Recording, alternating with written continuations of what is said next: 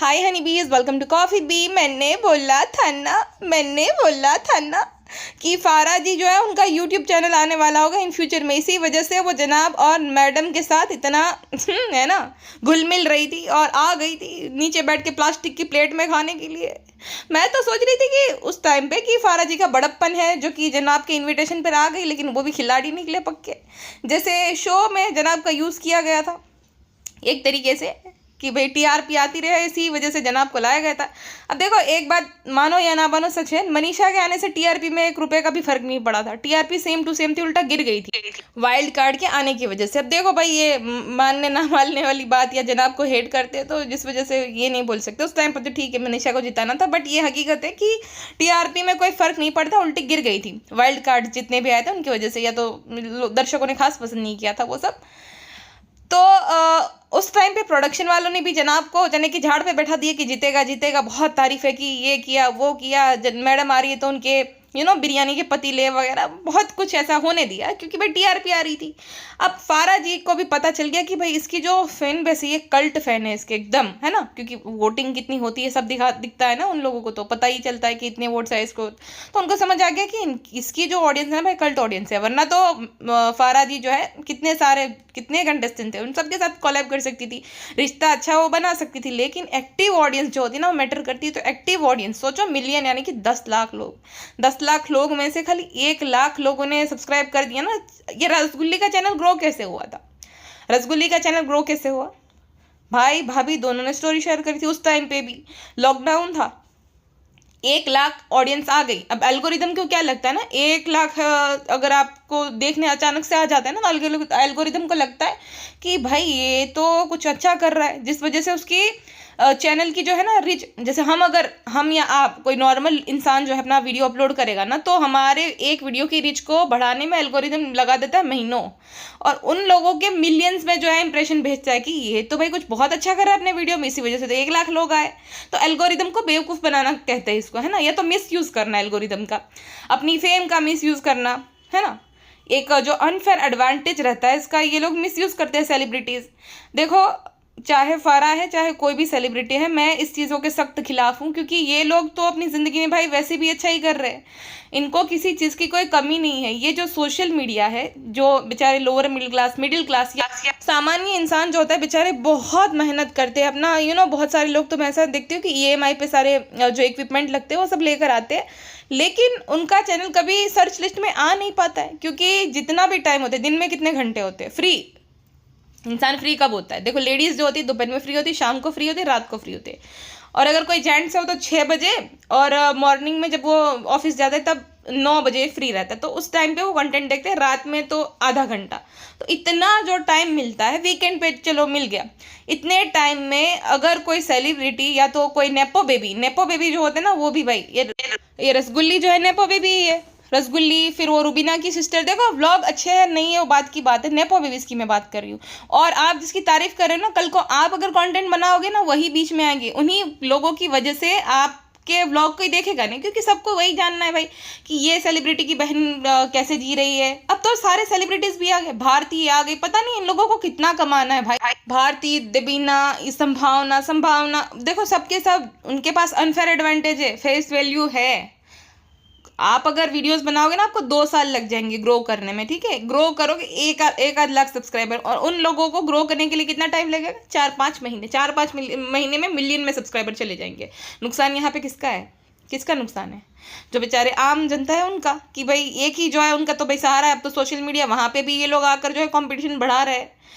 अब ये लोग तो आ गए, फिर इनके चाचा, मासा, बहन, भाई सब आ जाते हैं, जिसकी वजह से जो ऑडियंस रिटेंशन होता है वो उनकी तरफ जाता है ना, कि भाई ये तो सेलिब्रिटी, मैं तो इसके ब्लॉग देखूंगा। देखो, भाई बहन, भाई भतीजावाद भी यहाँ पे बहुत चलता है, ट्रिगर्ड इंसान पूरा परिवार आ गया।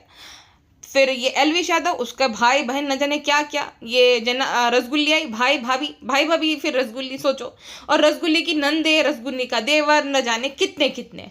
तो जो लोग अच्छा कंटेंट बना रहे बेचारे डिजर्विंग है, उनको कभी उनके रिच बढ़ती ही नहीं ऐसे लोगों की वजह से, है ना। तो ये नुकसान तो करता ही है। बेचारे जो मेहनत करते हैं उनको, क्योंकि स्टोरीज के थ्रू आ जाते हैं लोग, इसकी भाई है, ये वो सेलिब्रिटी है। अब तो देखो बॉलीवुड में भी जितने वेल्ले बैठे हैं ना, मुझे लगता है धीरे धीरे इधर आ जाएंगे, इधर यूट्यूब पे, क्योंकि है ना काम नहीं मिलता, ये ईजी है। अब कौन जाता है भाई, ना कोई टीवी देखता है। टीवी सीरियल में भी जो बेरोजगार बैठे, बेरोजगारों ने तो खैर चैनल बना ही लिए, जितने भी टीवी वाले बेरोजगार हैं उन सब ने बना लिए, क्योंकि टीवी में देखता ही कौन है। अब जो मम्मी या तो दादी ये सब टीवी देखते हैं ना, तो टीवी वाले सब जो वेल्ले हैं यहीं पे आ गए आम इंसानों का हक मारने के लिए, और भाई उनके ब्लॉग में कुछ लेना देना नहीं होता। हाँ, वेल्लो से याद है जो एक वो कपल है जेसली, वो भी तो वही है, टीवी वाले है ना, काम नहीं मिल रहा तो यहाँ पे आ गए। बेचारे जो डिजर्विंग रहते हैं उनका हक छिन जाता है इन लोगों की। आपको लगेगा कुछ भी बोल रही, ऐसा नहीं। मैं आपको एग्जांपल के साथ बताती हूँ कि सेम टाइम पे किसी नॉर्मल इंसान ने जो है अपना ब्लॉग डाला, और सेम टाइम में ट्रिगर्ड इंसान की बहन ने ब्लॉग डाला। आप किसका ब्लॉग देखोगे? ट्रिगर्ड इंसान की बहन का, क्योंकि भाई आपको ऐसा लगता है कि आपका फेवरेट उसमें दिख जाएगा, प्लस 2-3 साल से वो भी डाल रही है तो वो भी अभी रेलिवेंट हो गई है, तो आप उसी का ब्लॉग देखोगे जो बेचारा है ना, जिसने EMI पे सब चीज़ें ली है, जो बहुत मेहनत कर रहा है, जिसने अपना काम धंधा छोड़ दिया है ब्लॉगिंग के चक्कर में। आप उनको नहीं देखोगे, या तो भाई काम धंधा भी कर रहा है प्लस ब्लॉगिंग भी कर रहा है, आप उसको कभी भाव दोगे ही नहीं, उसका चैनल डूब जाएगा, वो हताश होकर चैनल छोड़ के चला जाएगा कि ठीक है भाई यहाँ कुछ नहीं हो पाता। तो इस तरीके से ना नाइंसाफ़ी होती है, जो बेचारे मेहनती या तो डिजर्विंग कैंडिडेट होते उनके साथ नाइंसाफ़ी होती है, ठीक है। अब तो भाई नए नए आ गए बच्चे दिखाए, व्यूज़ पाओ, सबको पता ही चल गया है। अभी ये अग्निहोत्रीज भी आ गए, औसम अग्निहोत्रीज, जो कि बच्ची को दिखा दिखा कर हर थंबनेल में उनके बच्ची रहते हैं, और लेविश लाइफस्टाइल दिखाते हैं कि भाई हर किसी को यही जानना है ना कि भाई स्टार्स की लाइफ कैसी होती है वगैरह वगैरह, और फिर उसी में उलझ जाते हैं लोग। तो ऐसा सीन है भाई, यहाँ पर यूट्यूब नेपोटिज्म बहुत ज़्यादा चलता है, जो कि समझ नहीं आता, दिखता नहीं है लेकिन बहुत चलता है, और लोग फ़ायदा उठाते हैं। जो भाई जिसके 1 मिलियन है उसके 10 मिलियन हो जाते हैं, और कोई इंसान होता है बेचारा ज़िंदगी भर चाहे स्ट्रगल करे, उसके 1 लाख तक नहीं हो पाते सब्सक्राइबर। तो ये यहाँ पे ये सब बहुत चलता है, बस ऑडियंस जो है थोड़ी समझदार हो जाए तो सही रहेगा, ठीक है। अब और नए कैंडिडेट आ गए, फारा जी को किस चीज़ की कमी है भाई, पता नहीं ये किस मजबूरी में करना पड़ता है। मुझे लग रहा है ना कि स्टार्टिंग में ये रेसिपीज़ वगैरह शेयर करेंगे, उसके बाद ना ये पॉडकास्ट टाइप, जैसे कि सेलिब्रिटीज़ के इंटरव्यू लेना वगैरह वगैरह, उस चीज़ पे आ जाएंगे फारा जी। स्टार्टिंग में भी ये खाना खजाना अपना शेयर करें, लेकिन देखना धीरे धीरे करके वो ऐसे ही कर देंगे, और ऑडियंस पूरी वहीं पे। बेचारे स्ट्रगलर जो है वो तो वैसे ही दब रहे वैसे भी दब जाएंगे, है ना। खैर, अगर मैडम के साथ फारा जी का वीडियो आ गया ना, तो मैडम की ऑडियंस लताड़ेगी, क्योंकि फेक मुस्लिम मैडम जो है भाई, वो तो दुपट्टा ओढ़े रहती है, फुल जो है सूट पहनती है। इनफैक्ट जब वो आई थी ना वो इफ्तारी पे, तभी भी कितने सारे लोग उसको लताड़ रहे थे कि शर्म करो, तुम्हें शर्म आनी चाहिए, तुमने कैसे कपड़े पहने हैं, पिपिका से कुछ सीखो। तो मैडम की ऑडियंस बहुत लताड़ने वाली है भाई। अभी तो वो खुशी के मारे गए हैं कि कौन कौन यहाँ पे जनाब जो है उनकी स्टोरी देख कर आया है, कौन कौन मैडम की स्टोरी देख कर आया है। लेकिन जिस दिन कॉलैब होगा ना, देखना भड़क जाएंगी पूरी ऑडियंस, है ना। अच्छा जी, फारा जी ने अच्छा कर लिया, एक ब्रेसलेट गिफ्ट करके मस्त अपने जो है 25-30 हज़ार सब्सक्राइबर बटोर लिए जनाब और मैडम के थ्रू। सही खेल गई फारा। अच्छा जी, ये सब छोड़ो, दोनों की स्टोरी में स्पेलिंग्स देखो। मैडम द कैबिन क्रू ने सब्सक्राइब लिखा है, सब्सक्राइब लिखना तो सीख ले मक्खी जी। हाँ, सब्सक्राइब भी नहीं लिखा जाता कि मिल्क शेक ने लिखा है। खैर मिल्क शेक तो नहीं, ये काम मैडम खुद ही जो है अपने हाथों से करती है ना, क्योंकि पकड़ी जाती है जब भी वो करती है, बहुत बार ऐसा ही लिखती है वो। मैडम की भी टूटी फूटी इंग्लिश है, लेकिन बोलती वो सिर्फ उन लोगों के सामने जिनको आती नहीं है, जैसे कि टाटू, कोई बेचारे दुकानदार हो, या तो मौदाहा मंडली है, उन्हीं के सामने मैडम जी इंग्लिश की जो है झाड़ती है। अब देखना जब ये फारा जी के साथ उनका शो आएगा, तब मैडम जी की जो है सिट्टी बिट्टी गुल हो जाएगी, क्योंकि मैडम जी ढगलानो ढो से।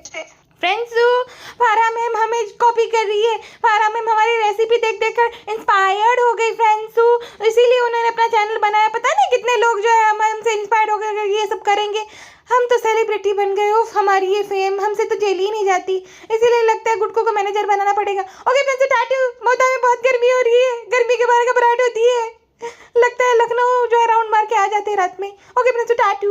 देखो, फारा फन लविंग पर्सनैलिटी है, मुझे पता है वो अच्छे अगर ब्लॉग बनाए तो अगर वो डिज़र्व करती है तो आप उसको अटेंशन दो। बाकी मैं तो ऐसे चैनल्स के बिल्कुल भी फेवर में नहीं हूँ, जिसकी वजह से बेचारी आम जनता जो कि डिज़र्व करती है ना, अटेंशन उनको मिल नहीं पाता है ऐसे लोगों की वजह से। तो मैं तो फेवर में नहीं हूँ, बट फिर भी अगर थोड़ा इंटरटेनिंग कंटेंट है तो अगर किसी को पसंद है तो भाई देखो, तो कोई दिक्कत नहीं है।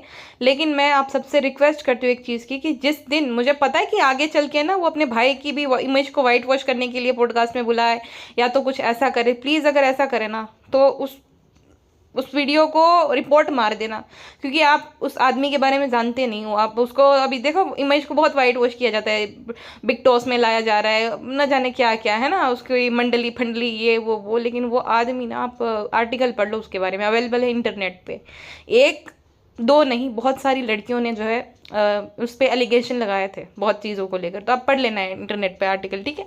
तो अगर उसकी इमेज को वाइट वॉश करने की कोशिश की जाए ना, तो प्लीज़ आई रिक्वेस्ट यू, क्योंकि वो जो लड़कियां हैं ना जिनके साथ गलत हुआ है, वो बेचारियों को सोचो कि ये देखकर कितनी तकलीफ होती होगी कि एक दरिंदा जिसने उसकी ज़िंदगी ख़राब कर दी, और ख़राब कर दी इन द सेंस कि भाई वो जो जैसे गंदी हरकतें करी है जो कि ट्रॉमा बन जाती है लड़कियों के लिए, है ना, अनवांटेड टच या तो ऐसी ऐसी हरकतें, तो भाई वो अभी शान की ज़िंदगी जी रहा है। देखो बाकी कुछ मुझे उससे पर्सनल दुश्मनी नहीं है, लेकिन वो जो आदमी है ना, उसको देखती हूँ ना मुझे बड़ा गुस्सा आता है। मुझे वो बेचारी लड़कियों की याद आती है कि कितनी शान से जी रहे, और ऐसे कितने लोग हैं वो गटरवुड में जो कि शान से जी रहे लड़कियों के साथ गलत करने के बावजूद भी, ना जाने बेचारी क्या क्या झेलती होंगी लड़की। तो जिस दिन उस जो आदमी को वो अपने वीडियो में लाई, उस दिन देखो बॉयकॉट करना, चाहे कमेंट के माध्यम से हो, चाहे रिपोर्ट के हो, चाहे किसी भी माध्यम को, क्योंकि ऐसे लोगों को भाई बिल्कुल भी इज्जत नहीं मिलनी चाहिए, जो कि डिज़र्व नहीं करता, जिसने दूसरों के साथ गलत करा है। अब उस शो में तो वो ये जो मैडम जी है उनके दम पर चला गया था और इमेज वाइट वॉश अच्छी खासी कर ली, लेकिन अब ज़्यादा नहीं करने देना, क्योंकि उसने बहुत सारी लड़कियों के साथ बहुत कुछ गलत। इनफैक्ट मैं ना ट्विटर पे अभी मैं कुछ देख रही थी, लड़कियां तो छोड़ो, उस आदमी ने लड़कों को नहीं बख्शा है। ऐसा घटिया आदमी है, उसने लड़कों को नहीं बख्शा है, विद प्रूफ है सब चीज़ें। मैं आपको अगर चाहिए तो इंस्टाग्राम पे भेज दूंगी। उस आदमी ने लड़कों को नहीं बख्शा। सोचो किस किस किस मेंटेलिटी का वो बंदा होगा, ठीक है। चलिए जी, फिलहाल के लिए बस इतना ही, मिलते हैं नेक्स्ट पॉडकास्ट में। अपना ध्यान रखिएगा, बाय बाय।